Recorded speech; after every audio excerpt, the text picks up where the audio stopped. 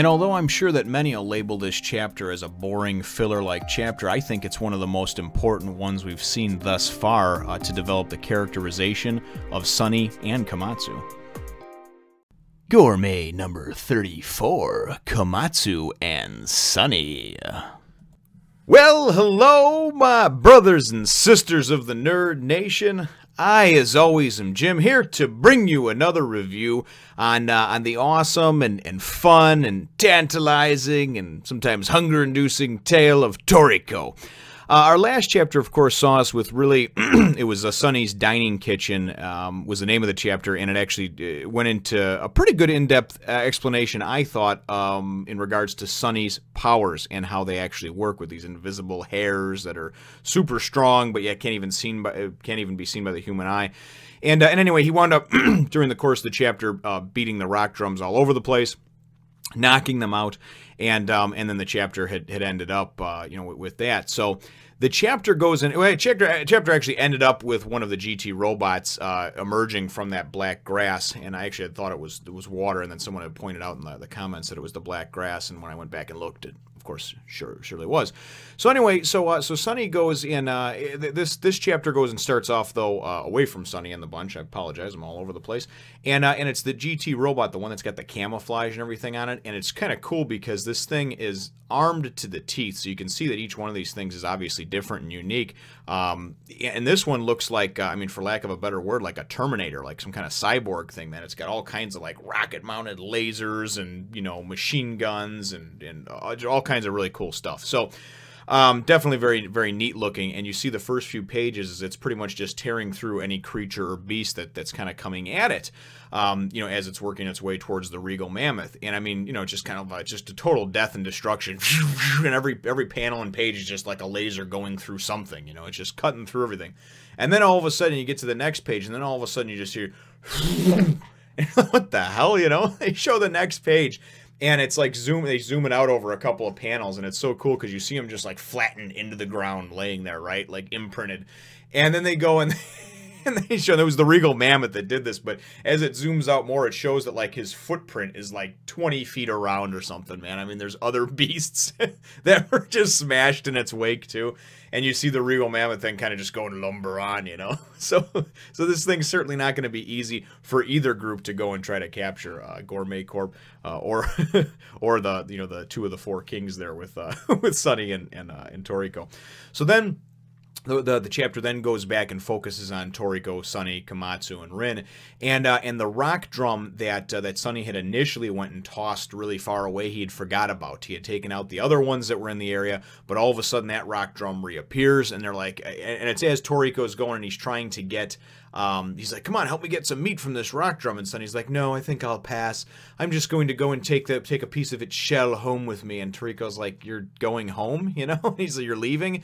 And before he can really say anything, that's when this rock drum appears, and he's like, oh my god, he's like, I must have forgot about that one.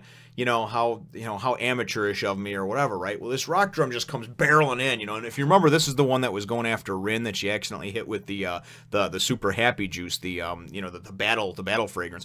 And this thing just like comes in, and just knocks everybody away.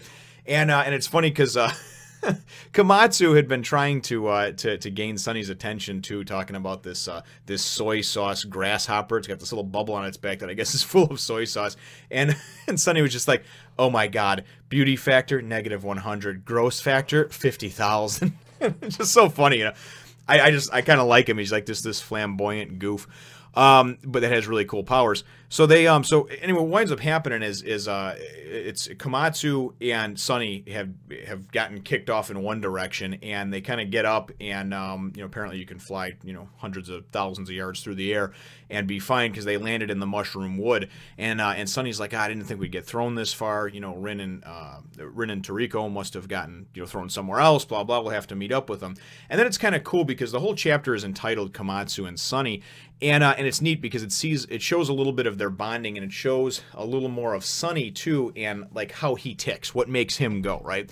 And I'll explain. What happens is Komatsu goes and sits there, and he starts going and grilling up. He's slicing up this cream mushroom, right? And which Sunny doesn't want to have anything to do with, and he's slicing it up, and he's going to town on it, and his knife actually that he uses and his the way he prepares things and whatnot, it actually starts getting Sunny's attention, right? And he kind of looks over and he pays him a compliment about the knife, not about him. He's like, that's a very exquisite knife. And he's like, oh, thanks. He's like, I wasn't complimenting you. And he's like, no, that's fine. I'm actually happier that you're complimenting, you know, my tools of the trade rather than me, you know? And that, I think, in Sunny's mind is like a beautiful thing. And it's also a good thing, too. He's humble. I'm very good at this, but it's not me that makes me good. It's the tools I use that make me good. And that's what you'll hear a humble person say. You know what I mean? When people say to me, oh, it's so good what you're doing with Toriko and with One Piece. It's not me, man. I'm just going over the material and talking about it and trying to, you know, bring it in a fun, dynamic way. But ultimately, it's the creator, it's the mangaka that created that material. I'm just, you know, I'm just giving people as much entertainment as possible talking about it, you know. So I really liked that. That was just something that kind of stuck with me, you know, how it was. He's like, no, it's I understand, and I'd rather have you compliment my cookware anyway, my knives, you know.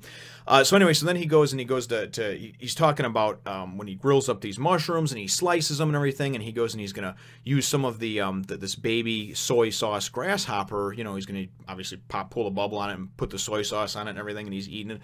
And then he goes and he says to Sunny, he goes, because Sunny says, you know, the adult ones, you know, are disgusting, but it's like a much better flavor of soy sauce, right? And he's like, Komatsu says, yeah, but the adult ones are up to 5 meters long and they're a capture level of 5, which is definitely beyond my abilities. Again, something that I think is cool because it's like Komatsu knows his limits, man. He's not trying to go and, you know, pull his dick out and have a contest with Toriko or Sunny or anybody else, you know. He's like, listen, I understand what my limitations are. So I thought that was cool. And so anyway, he goes and he does this and he puts some on the, you know, the mushrooms and he's eating. He's like, oh my God, that's so good. You know, these wild, you know, creamed mushrooms, the soy sauce really brings out the flavor in this and that. And again, piques Sunny's interest a little bit more. He's kind of looking on from a distance like, okay, there's more to this kid than meets the eye, you know. And I say kid, and actually I was just looking at a thing at the end of the thing here, and it shows their ages, and him and Toriko are both 25. But anyway, that's a story for another I guess, video. So then he goes, and the next thing you know, in the next, you know, couple of panels or whatever, all of a sudden, boom, you know, this like giant, you know, giant grasshopper goes and falls down by, you know, near them or whatever, and Komatsu's like, what the, and you see the thing's like, and apparently Sunny used his power to knock it, and he's like, here's an adult one, you can use it for the, you know, you can use it to, you know, for your cooking, you know, and this and that. So it's kind of like his way of just sort of, I don't know, I guess maybe befriending Komatsu a little bit. That's kind of what I took from it. Komatsu had, you know, prior to that, sliced some up and ate them raw, and he's like, man, this is so good, I could eat these all day long. And really what winds up happening is this, the chapter wraps up shortly after that, is that Sunny goes and he says to him, like, he basically kind of like, you know, grudgingly admits that, like, hey, listen, you yourself, you know, because he even said earlier, he's like, why do I gotta get stuck with the little one over here? He doesn't look at him as anything but a nuisance, but then when he went and he saw him and he sees the exquisite type of tools that he uses and the way he uses them, he goes and he explains that he thinks that that's beautiful. His ability to go and take something disgusting like one of these bugs and meld it and pair it with something that makes it taste infinitely better, and be able to put those things together and put those tastes together and everything, and that is what makes him beautiful. What he can do is beautiful. So it's really funny because Sunny kind of like, you know, kind of befriends him, right? And then the next thing you know, it goes and it kind of zooms out. You know, this is the end of the it's the end of the volume 2, the end of volume 4, but it kind of like zooms out, and it's, you know, they're just sitting there chilling, eating, you know, and it's Komatsu's gotten him to come and share some food with him. And if you remember about Sunny's whole, like, when he touches you with his, like, his touch, his power, his hairs or whatever, it kind of feels like you're getting felt up and then licked. It was so funny because he's talking, there's word bubbles, and then he's just like, yeah, anyway, I just licked you. And Komatsu's like, what? And he's like, no, nothing, never mind, don't worry about it. He's like, it's like, oh, okay, well, let's just eat then. He's like, unless you want me to do something to you. And Komatsu's like, no, I'm cool, you know. So anyway, the whole chapter I thought was pretty funny. So see if I can find the end of it over here. Yeah, it's just the whole thing that goes, you know. So, oh, okay. Oh, I'm sorry, I licked your cheek just now. And then he's like, huh? What'd you say? Nothing. Now let's eat these mushrooms.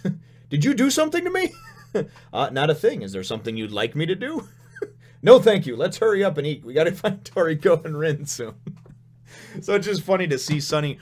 And to me, it's a chapter that goes and it breaks down a little bit more about not only Komatsu's strengths and things that he has as far as his character development, but Sunny as well, who just a couple of chapters ago I thought was a total prick. Now I'm starting to see that for him it's about seeing the symmetry and the beauty in life, and he just sort of thinks differently, you know. So Anyway, my chapter question is really, what do you think about the story thus far of this Regal Mammoth arc? It took a little bit to get going. We had some stuff going on in the Coliseum there, and then, of course, meeting Sunny and everything else. But what are your thoughts where we're at in this arc so far? Maybe halfway or a little more than halfway. I'm not even sure exactly where this one ends, but certainly now we're finally on the hunt for the Regal Mammoth. We've had some new character introductions and certainly some character development. So that is my question.